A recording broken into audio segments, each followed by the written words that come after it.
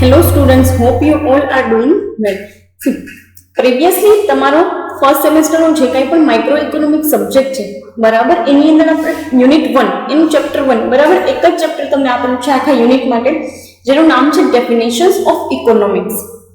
Previously આપણે જે કંઈ પણ સેશન્સની અંદર ડિસ્કશન કર્યું એ તમને ખાલી એક વખત રિકોલ કરાવી દઉં છું. તમે ઇકોનોમિક્સ એનું ઇન્ટ્રોડક્શન સ્ટડી કર્યું, એઝ વેલ એઝ એ વસ્તુ જોઈએ કે ભાઈ ક્લાસિકલ ઇકોનોમિસ્ટે કેવી ડેફિનેશન આપી, નિયો ક્લાસિકલ ઇકોનોમિસ્ટે કેવી ડેફિનેશન આપી અને સ્કેર્સિટી ઓરિએન્ટેડ ડેફિનેશન કોણે આપેલી છે.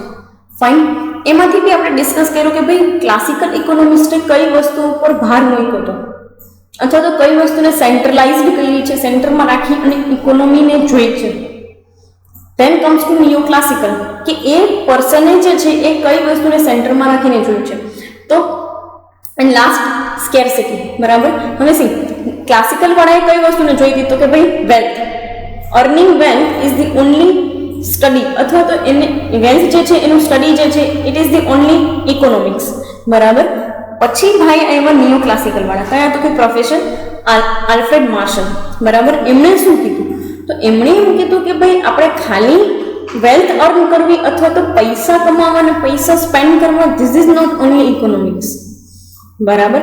એણે એમ કીધું કે ભાઈ તમે ખાલી એને ઇકોનોમિક્સ ન કહો, કેમ કે બંનેના જે છે એ પર્સપેક્ટિવ અલગ હોય. ઇન્ડિવિજ્યુઅલના વેલ્થ ક્રિએટ કરવાના અને વેલ્થ જે છે એને કમાવાના બરાબર, આખા પર્સપેક્ટિવ અલગ હોય ને બિઝનેસના અલગ હોય. તો એણે એવું કીધું કે ભાઈ individual business as well as individual person, આ બંને જે છે એના પેટર્ન કેવી છે, વેલ્થ જે છે એને કમાવાની અને એને ખર્ચ કરવાની. બીજું એણે એક વસ્તુ એ કીધું કે ભાઈ માણસ જે છે એનો ખાલી પર્પઝ વેલ્થ કમાવાનો નથી બરાબર. ફેલો ફિલિંગ, લવ, અફેક્શન બરાબર, માણસ જે છે ને એ એક ફિલિંગ્સથી પણ જોડાયેલો છે અને એની ઘણી ખરી એક્ટિવિટીઝ જે છે એ ફિલિંગ્સ ઉપર આધારિત હોય બરાબર. એના માટે તમને ખાલી એક એક્ઝામ્પલ આપી દઉં છું. પહેલાં બી મેં તમને પ્રીવિયસલી બી આપ્યું હતું, ખાલી રિકોલ કરાવી દઉં છું કે ભાઈ તમારો ફ્રેન્ડ તમારી પાસે 2000 રૂપિયા ઉધાર માંગે તો તમે આપો, ભાઈ તમારો ફ્રેન્ડ છે એટલા માટે. પણ કોઈ વ્યક્તિ રસ્તામાં જતું હોય તમને ઊભા રાખીને એમ કે ભાઈ મને 2000 રૂપિયા ઉધાર આપો તો તમે આપો ના બરાબર. તો આપણી ઘણી ખરી એક્ટિવિટી, એમાં પણ પાછી એક્ટિવિટીની અંદર આની પૈસાને રિલેટેડ એક્ટિવિટી ઘણી બધી એવી હોય છે કે જે ફિલિંગ્સ ઉપર બેઝડ હોય. તમારા મમ્મી પપ્પા તમને પોકેટ મની આપે છે તો કંઈ એના ઉપર ઇન્ટરેસ્ટ ચાર્જ કરે છે? કેમ કહે છે કે ભાઈ મહિના દિવસ પછી મને પાછા આપી દેજે પૈસા વિથ ઇન્ટરેસ્ટ? નહીં. શું કામ? ફિલિંગ્સ અને લવ અફેક્શનના કારણે. તો આવા બધા પૈસાને પણ એણે એવું કીધું કે માણસનું ખાલી ઇકોનોમિક એક્ટિવિટી કે વેલ્થ જે છે એની પાછળનો મોટિવ ખાલી હેપી થવાનું નથી હોતું, બીજી બધી ફિલિંગ્સ બી હોય છે બરાબર. અને એના ઉપરથી પણ એનો બિહેવિયર ડિસાઇડ થાય. તો એણે એક એ વસ્તુ પણ કીધી કે ભાઈ હ્યુમન બિહેવિયરને સ્ટડી કરવાનું છે in terms of economy. Fine. લાસ્ટમાં આપણે ડિસ્કસ કરી હતી સ્કેર્સિટીની ડેફિનેશન જે પ્રોફેસર લિયોનલ રોબિન્સે આપેલી છે, જેમાં એણે એમ કીધું કે અનલિમિટેડ વોન્ટ્સ અને લિમિટેડ રિસોર્સિસ. અને ત્રીજો પોઈન્ટ એણે એવું કીધું કે ભાઈ અલ્ટરનેટિવ વ્યૂઝ બરાબર. દરેક જે રિસોર્સિસ જે છે એ લિમિટેડ છે એટલે આપણે શું તો કે રિસોર્સિસ ક્રિએટ કરવા પડે અને એ બી એવા રિસોર્સિસ કે જેના કોઈ અલ્ટરનેટિવ યુઝીસ હોય. ફાઇન. સો આ વસ્તુ આપણે લિયોનલ રોબિન્સની ડેફિનેશનની અંદર ડિસ્કસ કરેલી હતી, જેમાં એના સુપિરિયોરિટી પણ બતાવેલી હતી કે ભાઈ યુનિવર્સલી આ જે કંઈ પણ એની ડેફિનેશન છે એ એક્સેપ્ટેબલ છે. Fine. And then scientific approach છે એઝ વેલ એઝ પ્રૂવ કરે છે વિથ ધી પ્રેક્ટિકલ એવિડન્સીસ બરાબર. ક્રિટિસિઝમ્સ પણ જોયેલા હતા કે ભાઈ ડેવલપ્ડ કન્ટ્રીની અંદર આ અપ્રોચ ન ચાલે કેમ કે એ લોકો ઓલરેડી ઓલમોસ્ટ રિસોર્સિસ ક્રિએટ કરી લીધા હોય. ફાઇન. સો ત્રણેય વસ્તુ આપણે જોયેલી હતી.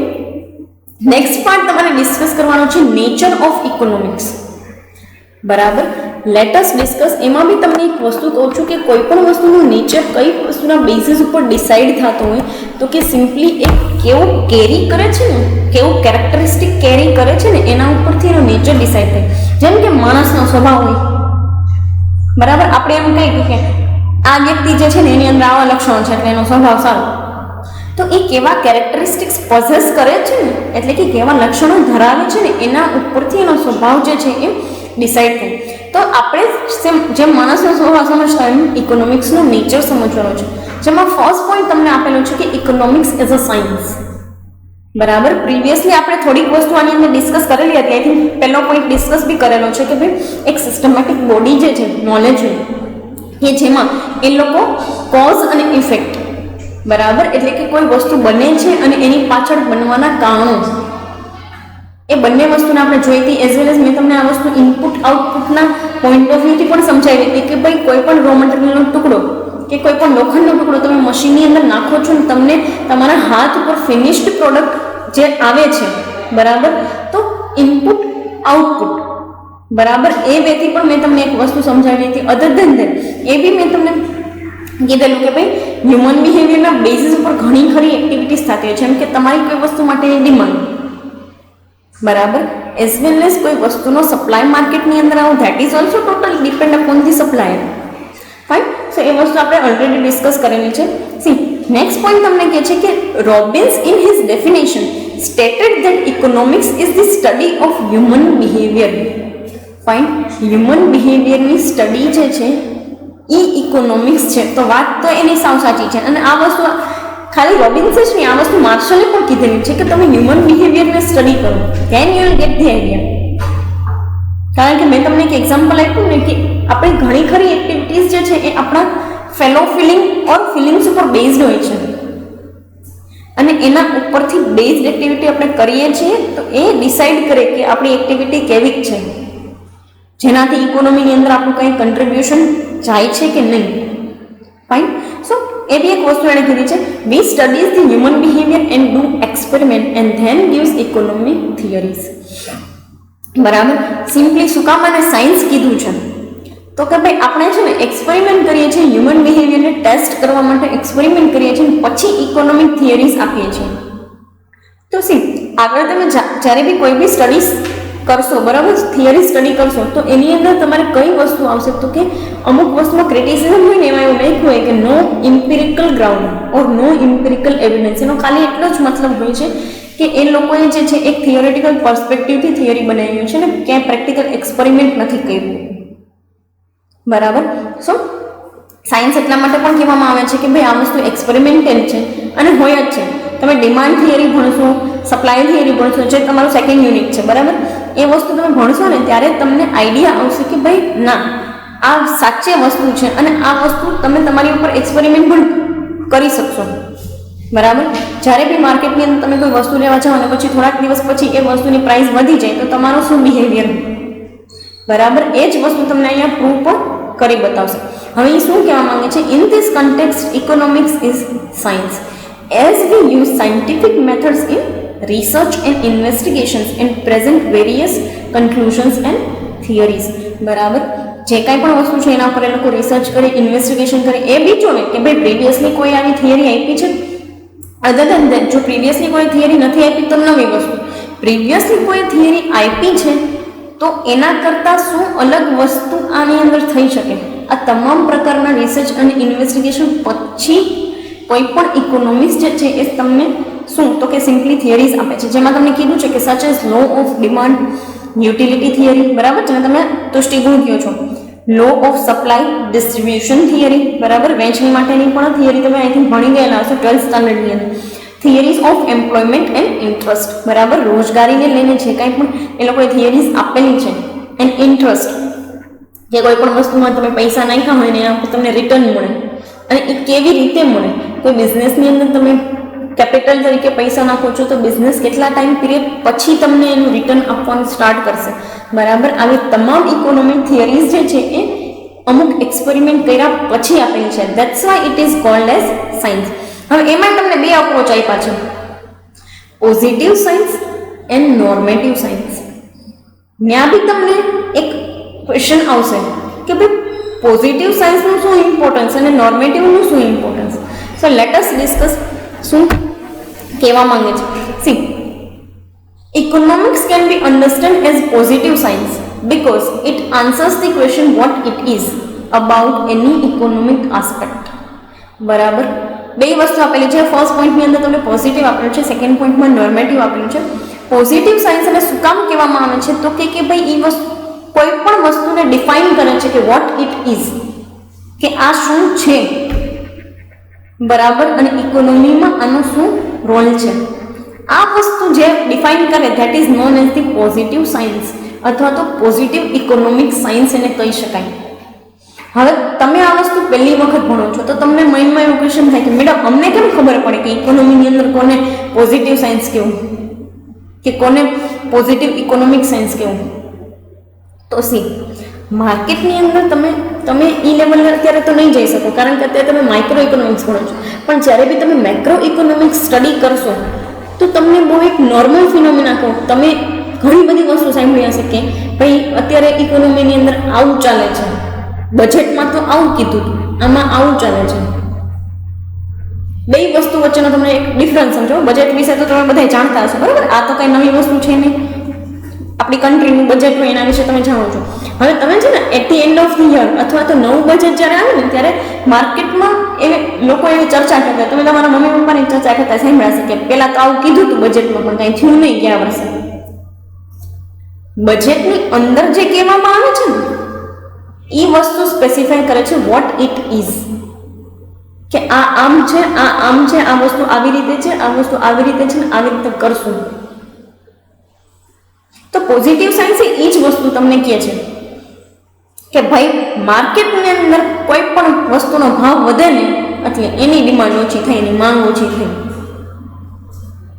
આ વસ્તુ આમ છે અને આ વસ્તુ વર્ષોથી આમ જ છે. આ સાયન્સ જે વસ્તુ પ્રેઝન્ટ કરે છે ને એને પોઝિટિવ સાયન્સ કહેવાય છે અથવા તો પોઝિટિવ ઇકોનોમિક સાયન્સ કહેવાય છે. કે ભાઈ માર્કેટની અંદર કોઈ વસ્તુનો ભાવ વધશે તો એનો પુરવઠો એટલે કે એનો સપ્લાય જે છે એ વધશે. શું કામ? કારણ કે સિમ્પલી માર્કેટમાં વધારે ભાવ છે તો સપ્લાયર વધારે જ ભાવે વેચવા માંગે ને. આજે હું કોઈ ધંધાર્થી હોય, કોઈ બિઝનેસમેન છું તો હું વધારે જ ભાવે વેચવા માંગીશ ને માર્કેટમાં મારી વસ્તુ. તો આ આમ જ છે. અને જ્યારે આ વસ્તુ પહેલાના જમાનામાં હતી ત્યારે એ વસ્તુ આમ જ હતી. આ બધી વસ્તુ જે ડિફાઇન કરે છે ને એને પોઝિટિવ સાયન્સ કહેવાય છે. નેક્સ્ટ પાર્ટ તમને આપ્યો છે નોર્મેટિવ સાયન્સ. બરાબર? આ વસ્તુ તમે ક્યાંય સાંભળી નહીં હોય. This is something new and good source of knowledge for you. શું કહેવા માંગે છે? તો કે while on the other hand normative science shows what ought to be or what should be aspects of economics. બરાબર? હવે સી એક વસ્તુ તમને કહી દઉં કે વોટ ઇટ ઇઝ એ શું છે? એ જે છે ને એ પ્રોબ્લેમ રેકોગ્નિશનનો પાર્ટ છે. અને મને ખબર છે કે આ વસ્તુ અહીંયા છે ને આવી રીતે પ્રોબ્લેમ છે. તો નોર્મેટિવ સાયન્સ શું બતાડે છે? તો કે સોલ્યુશન પાર્ટ બતાડે છે. એટલે કેવું? તો કે વોટ શુડ બી, આની જગ્યાએ આવી રીતે હોવું જોઈએ તો ઇકોનોમિક પ્રોબ્લેમ ન થાય. જેમ કે તમે કહો છો કે અત્યારે માર્કેટની અંદર બેરોજગારી છે, તો આ તો તમે પોઝિટિવ સાયન્સ કીધું કે માર્કેટની અંદર બેરોજગારી છે. પણ આવા સ્ટેપ્સ લેવાથી બેરોજગારી નાબૂદ થઈ જાય કે બેરોજગારી રિમૂવ થઈ જાય, અનએમ્પ્લોયમેન્ટ રિમૂવ થઈ જાય, એને વોટ ટુ બી કહેવાય કે વોટ શુડ બી કહેવાય. તો એક વસ્તુ તમે જુઓ આગળની લાઈનમાં શું કહે છે? તો કે many economist believed that economics is not only describe economic problems but also provide solution to those problems. બરાબર? એટલે બંને પ્રકારનું સાયન્સ કહી શકાય અને બંને પ્રકારનું કહી શકાય. કયું? તો કે પોઝિટિવ અને નોર્મેટિવ. કારણ કે તમે જે જુઓ છો એ માર્કેટની અંદર એ લોકો એ તો કહે જ છે. એટલે ડેટા તમે જે જુઓ છો કે ભાઈ આ વર્ષે આટલા લાખ લોકો અનએમ્પ્લોયડ થયા કે આટલા લાખ લોકો બેરોજગાર છે, આ છે ને એ પોઝિટિવ સાયન્સનો ભાગ છે કે જે બતાડે છે કે અત્યારે માર્કેટમાં આવી સિચ્યુએશન છે. પણ ગવર્મેન્ટ એવી કોઈ વસ્તુ લાવે છે, એવી કોઈ સ્કીમ્સ કે એવી કોઈ યોજનાઓ લાવે છે, પ્લાન લાવે છે કે જેનાથી અનએમ્પ્લોયમેન્ટ રિમૂવ થઈ જાય છે. ત્યાં આવે નોર્મેટિવ સાયન્સ. એટલે કે this should be done two remove this economic problem. Fine.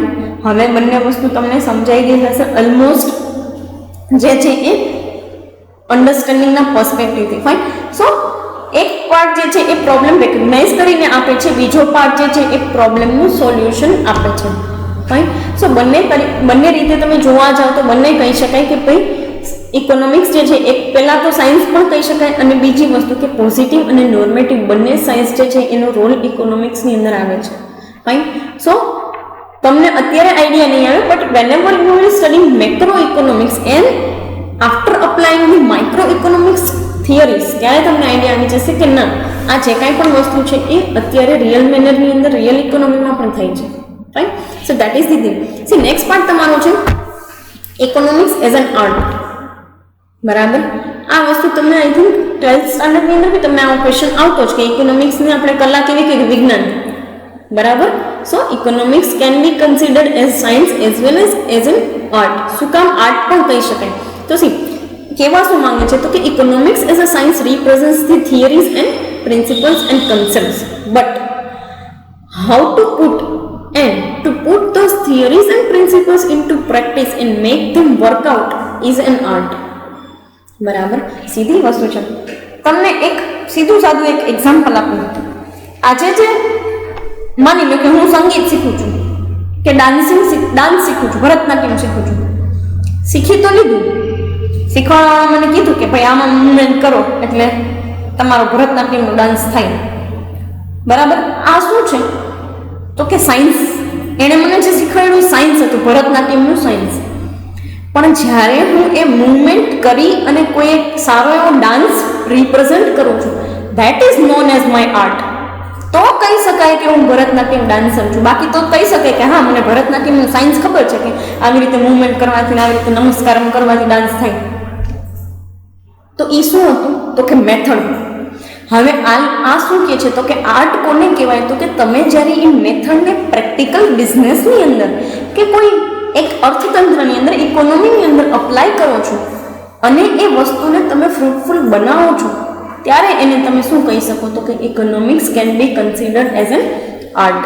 બરાબર, કોઈ કલા ત્યારે જ કહેવાય છે જ્યારે એ કલા જે છે એમાંથી તમે કોઈ વસ્તુને યુનિકલી રિપ્રેઝન્ટ કરો છો. બરાબર, તો આ બી એ જ વસ્તુ છે કે જે કંઈ પણ થિયરીઝ તમે સ્ટડી કરી છે એ તમે બિઝનેસની અંદર, પ્રેક્ટિસની અંદર કેવી રીતે લઈ આવો છો. હવે આ બધી વસ્તુ તમને એમ થાય કે મેડમ આ ભણીએ તો છીએ અમે, પણ ક્યાં અમને પ્રેક્ટિકલમાં કામ લાગવાનું. તો બહુ એક નોર્મલ વસ્તુ કહી દઉં કે આ ડિમાન્ડનું એનાલિસિસ તમે જે આગળ ભણશો ને એ જ એનાલિસિસ પ્રમાણે દરેક કંપની પોતાના ડિમાન્ડને જોતી હોય છે. એ જ એનાલિસિસ પ્રમાણે દરેક કંપની જે છે ને એ પોતાની ડિમાન્ડને જોતી હોય. હવે ડિપેન્ડ કરે છે કે કંપની જે છે, ઇન્ડિવિજ્યુઅલ કંપની, કોઈ પણ ઇન્ડિવિજ્યુઅલ બિઝનેસ જે છે એ કેવી રીતે એ ડિમાન્ડને જોવા માંગે છે. બાકી એને તો ખબર જ છે કે માર્કેટમાં મારા આટલા યુનિટ વેચાણા છે. કોકાકોલા, પેપ્સી વાળાને ખબર જ હોય કે ઉનાળો આવશે એટલે અમારું વેચાણ જે છે એ વધવાનું છે. હા, તમે જેમ કેમ જુઓ છો કે ભાઈ એક યુનિટનું પ્રાઇસ બીજા યુનિટની પ્રાઇસ, ત્રીજા યુનિટની પ્રાઇસ એવી રીતે ના કરતા હોય, કેમ કે એક તો સીધી વસ્તુ છે. એ લોકો તો બલ્કની અંદર જે છે એ વસ્તુ વેચે છે, તો એને આવું કરવું પોસાય નહીં. તો એ લોકો કેવી રીતે કરે તો કે પહેલાં છે ને રિટેલર્સ પાસેથી ડેટા કલેક્ટ કરાવવાનું.